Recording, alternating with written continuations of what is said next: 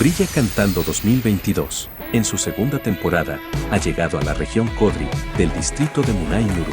Un proyecto dirigido a jóvenes y niños residentes en la comarca Nove Buglé y campesino, que nos deleitarán con su talento de cantar alabanzas cristianas para glorificar a Dios y edificar al oyente. Las inscripciones ya comenzaron, tienes oportunidad hasta el 28 de octubre para inscribirte. Categoría solista, niños de 6 a 12 años, costo 20 balboas, y jóvenes de 15 a 30 años, costo 25 balboas.